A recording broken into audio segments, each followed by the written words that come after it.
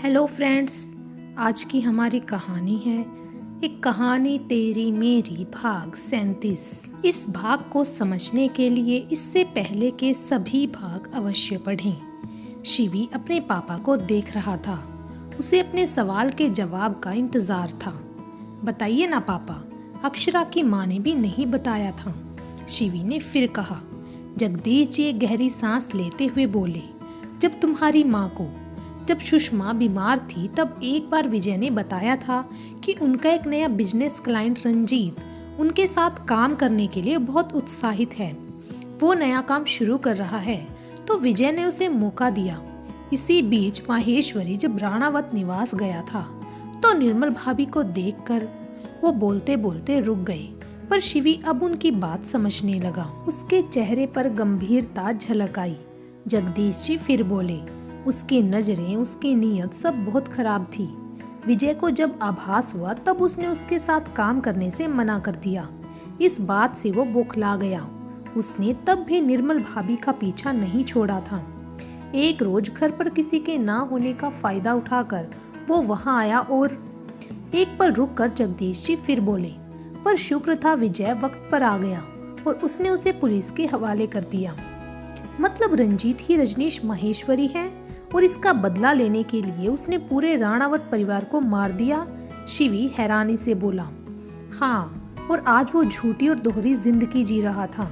Jail से निकलकर उसने अपनी पहचान बदल ली। उदयपुर वो कुछ वक्त पहले ही आया था तो उसे ज्यादा लोग नहीं जान पाए थे। अपना नाम पहचान सब बदल कर वो अपने खिलाफ हुए उस केस को मिटा चुका था। विजय को पता भी नहीं चला कब वो बाहर आया और इसीलिए उसे मौका मिल गया सब करने का। इतना कहकर जगदीश जी शांत हो गई। शिवी के चेहरे पर एक गंभीरता अब भी झलक रही थी। अक्षरा की माँ कितनी स्ट्रॉन्ग थी। उन्होंने अपने पूरे परिवार को खोने के बाद भी अपनी बेटी के लिए खुद को संभाल लिया था। आपको सब कैसे पता लगा? हम राणावत परिवार को नहीं बचा पाई। वहां जाकर शक तो हो चुका था कि सोची समझी साजिश है, पर फिर कुछ वक्त बाद जब सारी चीजें सोची तो मन में रंजीत का ख्याल आया, पर कुछ हासिल नहीं हुआ क्योंकि उसका पता नहीं लगा। पर फिर हमने अपना एक डिटेक्टिव लगा रखा था इस केस की छानबीन में। तब ही रजनीश माहेश्वरी का नाम सामने आया। तो क्या आज आपको यकीन है वो पकड़ा जाएगा? शिवी ने अपने पापा की ओर देखकर पूछा। जगदीश जी हाँ में सर हिलाते हुए मुस्कुराकर बोले, अभी वो बहुत आसानी से पकड़ा जाएगा। अक्षरा कमरे में आई। शिवी वहां नहीं था। वो अंदर आकर बेड पर फैला सामान हटाने लगी कि तभी शिवी भी कमरे में आ गया। उसने अक्षरा को देखा तो उसके मन में उसकी माँ का ख्याल आया। आज शिवी को लग रहा था अक्षरा इतनी स्ट्रॉन्ग क्यों थी, क्योंकि उसकी माँ खुद ऐसी थी। उसकी आंखों में नमी तैराई, पर उसने तुरंत खुद को संभाल लिया। जगदीश जी ने किसी को कॉल किया। वो कॉल रिसीव होते ही बोले, रमेश तुम पहुंच गए ना उदयपुर? सारी बातें करो और पुलिस से कहो वो हमें इंदौर में परमिशन दे कि रजनीश माहेश्वरी को गिरफ्तार किया जा सके। भैया सारी बात हो चुकी है, हम बस 2 घंटे में इंदौर पहुंच रहे हैं। दूसरी ओर से रमेश जी बोले तो जगदीश जी ने कॉल कट कर दिया। वो अब एक गहरी सांस लेते हुए बोले, आज 20 साल पहले किए गुनाह की सजा मिलकर रहेगी तुम्हें।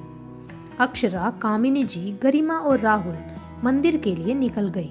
अब घर पर सिर्फ जगदीश जी थे जो कि रजनीश माहेश्वरी के आने का इंतजार कर रहे थे। कुछ देर बाद घर की डोर बेल बजी। नौकर ने जाकर दरवाजा खोला तो देखा दरवाजे पर रजनीश माहेश्वरी था। उसे देखकर ही वो बोला, बड़े साहब आपका ही इंतजार कर रही हैं। रजनीश माहेश्वरी अंदर आया। उसने देखा हॉल में ही जगदीश जी बैठे थे। घर में काफी शांति थी। उसने चारों तरफ नजरें घुमाई। उसकी नजरें शायद अक्षरा को देख रही थी। उसकी आंखों में आई बेशर्मी देखकर जगदीश जी समझ गए वो अक्षरा को तलाश रहा था। उन्हें बहुत तेज गुस्सा आ रहा था, पर किसी तरह अपना गुस्सा कंट्रोल करते हुए रजनीश माहेश्वरी के पास आकर उन्होंने हाथ मिलाया और वो दोनों सोफे पर बैठ गए। रजनीश माहेश्वरी ने मुस्कुराते हुए पूछा, और आपकी बहू? हमारा मतलब है आपका परिवार कहाँ है? उसकी बात सुनकर जगदीश जी ने अपने हाथ की मुट्ठी भींच ली। वो अपना गुस्सा कंट्रोल करते हुए बोले, सब मंदिर गए हैं। तभी एक नौकर आकर चाय नाश्ता रख कर गया। जगदीश जी ने रजनीश माहेश्वरी को चाय लेने का इशारा किया तो उसने चाय का कप उठाया। जगदीश जी ने अपना फोन टेबल पर रखा। रजनीश माहेश्वरी चाय पीता हुआ बोला, सिंह परिवार से आपकी दुश्मनी क्या है? जगदीश जी बात बढ़ा चढ़ाकर झूठ बोलते हुए बोले, हमारे बेटे शिवांश का दोस्त था विराज, वो नहीं रहा तो शिवी ने उसकी पत्नी अक्षरा से शादी कर ली। ये शादी ही सिंह परिवार के लिए बहुत बड़ा अपमान बन चुका है। सतीश तो गुस्से से इतना बौखला गया है कि शिवी को मारने की धमकी तक दे डाली। ये कहकर जगदीश जी उदास हो गए। रजनीश माहेश्वरी उसके कंधे पर हाथ रखता हुआ बोला, अरे मल्होत्रा साहब, फिक्र मत करिए, हम हैं ना। और ये मारने की धमकी देने वाले कुछ करें, इससे पहले इन्हें ही मार देना चाहिए।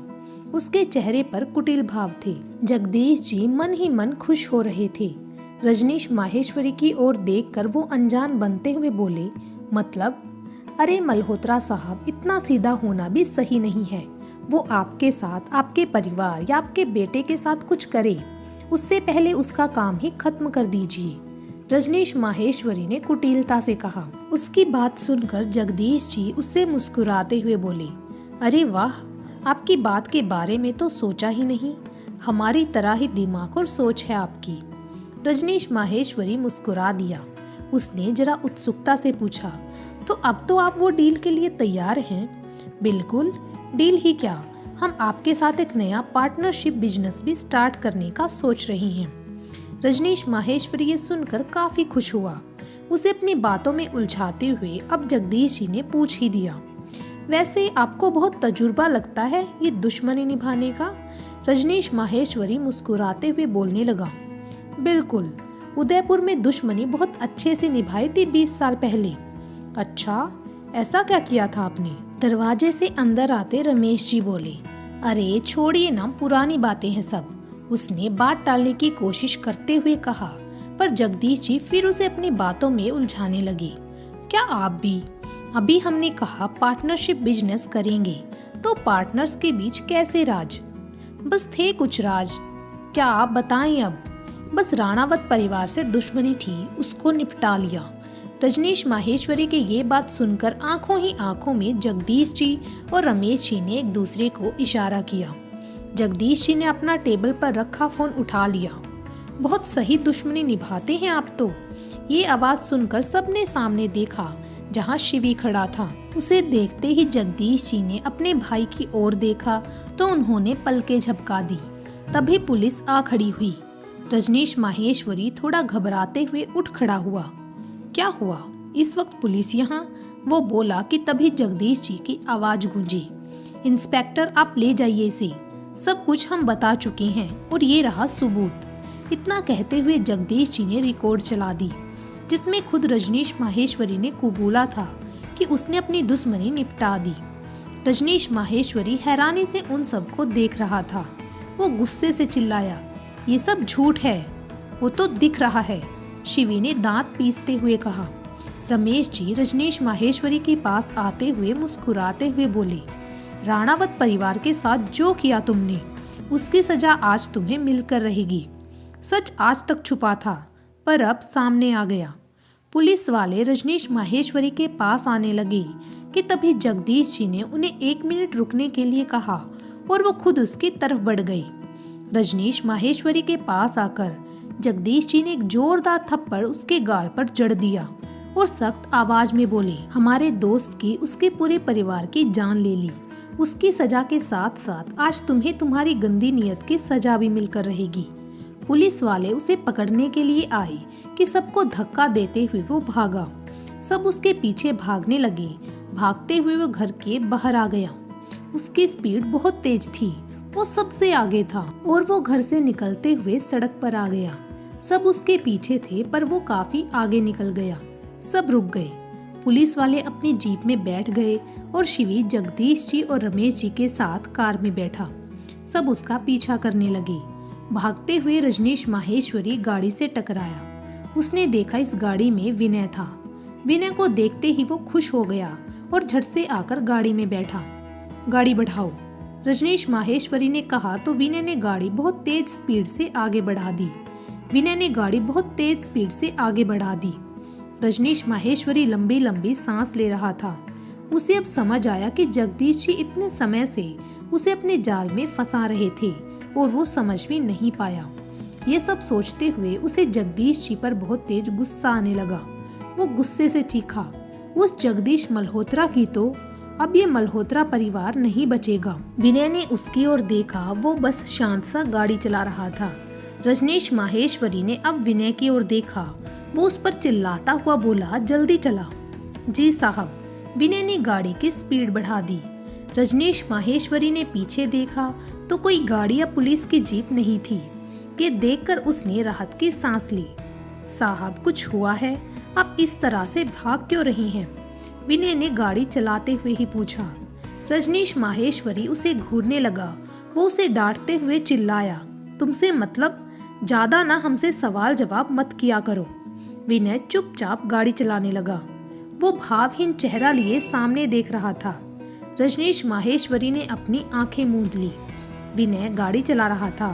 कुछ देर बाद जब रजनीश ने आंखें खोली तो घर का रास्ता ना देखकर वो विनय को देखने लगा, पर विनय अब भी बिना किसी भाव के गाड़ी चला रहा था। ये कहाँ जा रही हो तुम? रजनीश माहेश्वरी ने पूछा। विनय ने जैसे ही उसकी बात सुनी, उसके भावहीन चेहरे पर एक कुटिल मुस्कुराहट आ गई। वो मुस्कुराता हुआ बोला, साहब अब चिंता मत कीजिए, आपको बिल्कुल सुरक्षित जगह पर ले जा रहा हूँ। उसकी बात सुनकर रजनीश माहेश्वरी थोड़ा शांत हुआ। तभी विनय ने एक झटके से गाड़ी रोक दी। विनय ने जैसे ही गाड़ी रोकी, रजनीश माहेश्वरी ने सामने देखा तो वहाँ पुलिस की वैन खड़ी थी और एक गाड़ी भी। ये देखकर रजनीश माहेश्वरी हैरानी से विनय की ओर देखने लगा। विनय ने गाड़ी का लॉक खोल दिया और वो बाहर निकला। रजनीश माहेश्वरी मौका देखकर भागने की कोशिश करने लगा कि तभी विनय ने कार लॉक कर दी। रजनीश माहेश्वरी उसे हैरानी से देखने लगा। वो अब गुस्से से चीखा, विनय तुम धोखेबाज हो, हमारे लिए काम करते हो तुम। रजनीश माहेश्वरी चीख रहा था पर उसकी आवाज किसी को सुनाई नहीं दे रही थी। पुलिस वैन में इंस्पेक्टर और कांस्टेबल बाहर आए। तभी कार में से जगदीश जी, रमेश जी और शिवी भी बाहर निकला। विनय जगदीश जी के पास आकर मुस्कुराता हुआ बोला, जो कहा था वो हो गया। शिवी और रमेश जी हैरानी से एक दूसरे को देखने लगे। रजनीश माहेश्वरी का आदमी जगदीश जी के साथ था। ये बात उन दोनों को ही अजीब लगी। जगदीश जी ने विजय के कंधों पर हाथ रखकर उसे देखकर मुस्कुराते हुए कहा, बहुत अच्छे विनय। इंस्पेक्टर उस कार के पास आया जिसमें रजनीश माहेश्वरी था तो विनय ने कार अनलॉक कर दी। इंस्पेक्टर ने उसे बाहर निकाला और हवलदार ने झट से उसे हथकड़ी पहना दी। रजनीश माहेश्वरी को पुलिस जीप के पास लाया गया। वो गुस्से से विनय को घूर रहा था। तभी जगदीश जी उसके पास आकर गुस्से से भरी सख्त आवाज में बोले, तुमने जो किया उसकी सजा तो मिलनी ही थी। जाओ, तुम्हारी जगह तुम्हें पहुंचा दिया जाएगा। रजनीश माहेश्वरी ने गुस्से से अपने दूसरे हाथ से जगदीश जी को धक्का दिया। जगदीश जी धक्का लगने के कारण गिरते, पर तब तक शिवी और रमेश जी ने उन्हें संभाल लिया। वो दोनों ही अब खा जाने वाली नजरों से रजनीश माहेश्वरी को देख रहे थे। शिवी ने अपने पापा को ठीक से खड़ा किया और उसने रजनीश माहेश्वरी का गला पकड़ लिया। अपनी हद में रह, शिवी उस पर गुस्सा करते हुए बोला। पुलिस वालों ने शिवी को उससे अलग किया। रजनीश माहेश्वरी तेज आवाज में चिल्लाया, तुम सबको देख लूंगा। और वो लड़की, मतलब हमारा मन सही कह रहा था, वो लड़की निर्मल। कि तभी शिवी ने घूसा उसके मुंह पर जड़ दिया। नाम मत लेना उसका अपने मुंह से, शिवी सख्त आवाज में बोला। अक्षरा के लिए झलकता प्यार शिवी की आंखों में देखकर जगदीश जी के चेहरे पर मुस्कुराहट आ गई। रजनीश माहेश्वरी को ले जाकर पुलिस वैन में बैठाया गया और पुलिस इंस्पेक्टर जगदीश जी से बात करके वहां से चला गया। रमेश जी ने अपने बड़े भाई की ओर देखकर पूछा, ये विनय, ये तो उसका आदमी था, तो इसने आपकी मदद क्यों की भैया? विनय को देखकर जगदीश जी मुस्कुराते हुए बोले, बुरे इंसान के साथ रहने वाला हर इंसान बुरा हो ये जरूरी नहीं। विनय से हमने बात की थी, हमने ही उसे माहेश्वरी पर नजर रखने को कहा था, इसीलिए हमें उसके पल पल की खबर मिल रही थी। विनय भी अब वहां से निकल गया तो शिवी जगदीश जी और रमेश जी भी गाड़ी में बैठे। शिवी गाड़ी चला रहा था, पर उसके मन में अब एक डर बैठ गया। कैसे वो अक्षरा को सब बताएगा, उसका रिएक्शन क्या होगा, ये सोच सोच कर शिवी परेशान हो रहा था। उसके साथ बैठे रमेश जी की नजरें शिवी के परेशान चेहरे पर ही थी, तो वहीं पीछे बैठे जगदीश जी भी देख और समझ रहे थे कि शिवी परेशान था। शिवी, परेशान मत हो बेटा, सब ठीक है। अब अक्षरा को अभी कुछ मत बताना, रमेश जी ने कहा तो शिवी ने हाँ में सर हिला दिया। हालांकि एक उलझन, एक दुविधा अब भी उसके मन में थी। तो क्या लगता है दोस्तों कि क्या रजनीश माहेश्वरी इतनी आसानी से हार मान जाएगा? और जब अक्षरा को पता चलेगी पूरी सच्चाई तो क्या रहेगा उसका रिएक्शन? ये देखने के लिए बने रहे हमारे साथ। Thank you.